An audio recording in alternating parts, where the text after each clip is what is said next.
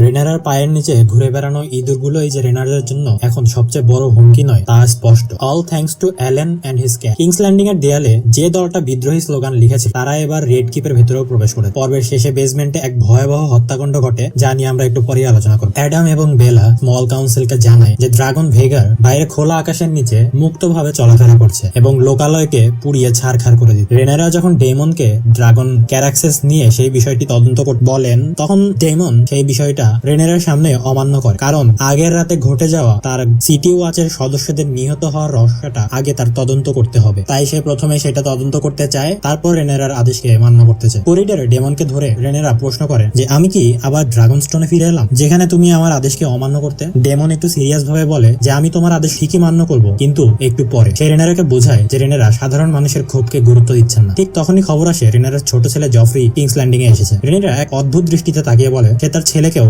একটু পরে দেখবে। পরে ডেমন রেনেরাকে তার সেভেনের কাছে ক্ষমা প্রার্থনা করতে দেখে। সারপ্রাইজিংলি টার্গারিয়ানরা ঈশ্বরকে বিশ্বাস করে, তবুও রেনেরা সেভেনের কাছে ক্ষমা প্রার্থনা করছে। সেখানে তারা দুজন হাই ভ্যালি অর্থাৎ ভ্যালেরিয়ান ভাষায় আলোচনা করে যে কিংস ল্যান্ডিং এবং এর চারপাশে গড়ে ওঠা তাদের বিরুদ্ধে একটা বিদ্রোহী শক্তি গঠিত হয়েছে। সেদিন সন্ধ্যায় রেনেরা যখন জফরির ঘরে পৌঁছান, তখন ছেলেকে সে দেখেন যে ঘুমিয়ে পড়েছে। টাম্বলটনের লর্ড অরমন্ড খবর পান যে কিংস ল্যান্ডিং এ গোল্ড ক্লকসদের মারা হতো। অরমন্ড ও ডেরন ইতিহাস নিয়ে আলোচনা করেন এবং তারা সেখানে দাবা খেলছিলেন। তো দাবা খেলায় ডেরন অরমন্ডকে হারিয়ে দেয়। তো আমরা গত এপিসোডে জানতে পেরেছি অরমন্ড হারতে পছন্দ করে না, অরমন্ড হেরে গেলে অনেক রকমের মেস করে ফেলতে পারেন। এই জন্য ডেরন অরমন্ডের কাছে ক্ষমা চায়, কিন্তু অরমন্ড সারপ্রাইজিংলি ডেরনকে বলে জয়ের জন্য কখনো ক্ষমা চাবেন, এবং ডেরনের হাতে একটা ডেরনের মুখচ্ছবি সম্বলিত নতুন সোনার মুদ্রা তুলে দেন। অন্যদিকে নদীর উপরে সেতু পুড়িয়ে দেওয়ার কারণে স্যার রড্রিক ডাস্টিন, অস্কার তুলি এবং ডেমনের সৈন্যরা সেখানে আটকা পড়ে আছে। তারা যখন ক্রিস্টন কোলকে না পাওয়ার জন্য আফসোস করছিল, তখনই ক্রিস্টন কোল এবং তার সৈন্যরা অতর্কিত তাদের উপর হামলা চালায়। তারা হত্যা করে এবং অগ্নিসংযোগ শুরু করে সেখানে। এই আক্রমণের পর ক্রিস্টন কোল এবং গোয়েন বনের মধ্যে দিয়ে যাচ্ছিলেন। হঠাৎ ক্রিস্টন কোলের প্রতি বেশ বন্ধুভাবাপন্ন হয়ে ওঠেন গোয়েন, কিন্তু হঠাৎ করে তাদের সৈন্যদের ঘোড়াগুলো লাফিয়ে ওঠে এবং পায়ের ট্র্যাপ লেগে আহত হয়ে যায়, কারণ প্রতিপক্ষরা আগে থেকেই সেখানে ধারালো কাটা তার পুঁতে রেখেছিল। ঘোড়া হারিয়ে ক্রিস্টন কোল এবং তার সৈন্যরা সেখান থেকে হাঁটা শুরু করেন। নদীর পারে পৌঁছে তারা দেখতে পায় যে নদী পার হওয়ার রাস্তা সব পুড়িয়ে দেওয়া হয়েছে। গোয়েন বুঝতে পারে ক্রিস্টন কোল মূলত তাদের এমন একদিকে নিয়ে যাচ্ছে যেদিকে নিশ্চিত মৃত্যু রয়েছে। ক্রিস্টন কোল স্বীকার করেন যে আমি ব্যর্থ হয়ে ফিরব, আমি রাজ্যের সেরা যোদ্ধা, বীরেদের মতোই লড়বো এবং বীরেদের মতোই মরব। রানী অ্যালিসেন্ট নিজেই সেই বীরত্বের গল্প শোনান। ক্রিস্টন কোলের এই সুইসাইডাল মনোভাব দেখে গোয়েন রাতের অন্ধকারে দল ছেড়ে পালিয়ে যায়। এরপর রেনেরার ঘোষিত এমন্ডের মাথার দামের জন্য এমন্ডকে খুঁজতে শিকারীরা অ্যালিস রিভার্স শিকারীদের ভুতুরে গল্প বলে এবং বাদুরের ভয় দেখে তাদেরকে ভাগিয়ে দেয়। এমন্ড তখনও নিজের ছুরিকাঘাতের ক্ষত থেকে পুরোপুরি সেরে ওঠেনি। এমন্ড এখন মানসিকভাবে বিধ্বস্ত হয়ে আছে। আগুনে জ্বলতে থাকা এগন তাকে টেনে নিচে নামাচ্ছে। এরকম অনেক রকমের অদ্ভুত দুঃস্বপ্ন এমন্ড দেখতে থাকে। তো এই দুঃস্বপ্ন দেখে জেগে ওঠার পর অ্যালিস তাকে সান্ত্বনা দেয়। এক চোখে এমন্ড অ্যালিসকে জড়িয়ে ধরে ফিসফিস করে বলে মা। সে হেলেনার সেই পুরনো ভবিষ্যৎবাণীর কথা মনে পড়ে আতঙ্কিত হয়ে যায়। পরে এমন্ড ড্রাগন ভেগারকে খুঁজতে থাকে। অ্যালিস তাকে জানায় রেনেরা কিংস ল্যান্ডিং দখল করেছে এবং এগন মারা গেছে। এটা আসলে ভুয়া খবর ছিল, যদিও এমন্ড কেঁদে ফেলে। পরবর্তীতে কিছু শিকারী অ্যালিসকে আক্রমণ করতে এলে এমন্ড সবাইকে একাই হত্যা করে। আবার আমরা এটাও জানতে পারি যে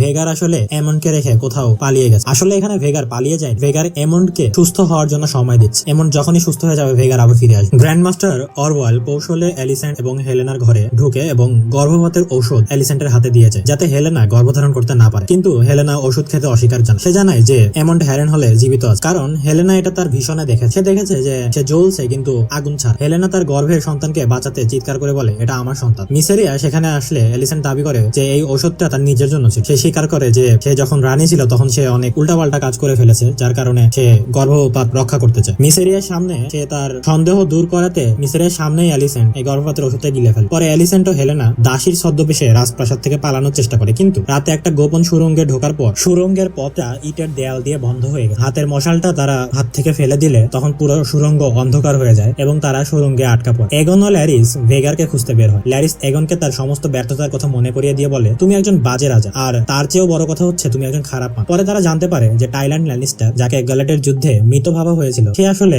বেঁচে আছে। অর্থাৎ ল্যানিস্টারকে যে লোহার ফেলে দিয়েছিল তারপর ল্যানিস্টার সেখান থেকে বেঁচে গিয়েছে। কথা বলার সময় জেনোস নামে এক ব্যক্তি এগনের মুকুট দেখে তার পরিচয় চিনে ফেলে। এই জেনোসটা আর কেউ না, গত পর্বে আমাদের দেখা সেই দুষ্টু লিডার যে পুরা একটা রক রেস্টে কন্ট্রোল করছে। যেহেতু লোকটা এগনের পরিচয় জেনে যায়, তো এগন আর কোনো উপায়ন্তর না পেয়ে ক্ষুব্ধ লোকটিকে নৃশংসভাবে হত্যা করে এবং জেনোসকে মৃত্যুর সময় এগনকে রাজা বলতে বাধ্য করে। ডেমন গোল্ড ক্লকদের বেতন বাড়ানোর জন্য আশ্বাস দিয়ে তাদের অনুগত রাখার চেষ্টা করে। ডেমন এবং স্যার লুথার এক সন্দেহভাজনকে নির্যাতন করে জানতে পারে যে আক্রমণকারীরা ডেরন টার্গারিয়ানের নামে কাজ করছিল এবং প্রমাণ হিসাবে সে ডেরনের দেওয়া সেই স্বর্ণ মুদ্রাকে দেখিয়ে বলে যে সে কিভাবে ডেরনের জন্য কাজ করছিল। পরে ডেমন সিটি ওয়াচের গোপন আস্তানায় গিয়ে এক ভয়াবহ দৃশ্য দেখতে পান। স্যার লুথার সহ সমস্ত সিটি ওয়াচের সৈন্যদের কে যেন মেরে ফেলে রেখেছে। আর এই মারাটা খুব সাধারণ মারা ছিল, নৃশংস ভাবে হত্যা করেছে তাদের। এবং পেছনের দেয়ালে লেখা রয়েছে এ ফিস্ট ফর দ্য ট্রাইটার্স, বিশ্বাসঘাতকদের জন্য নৈশভোজ।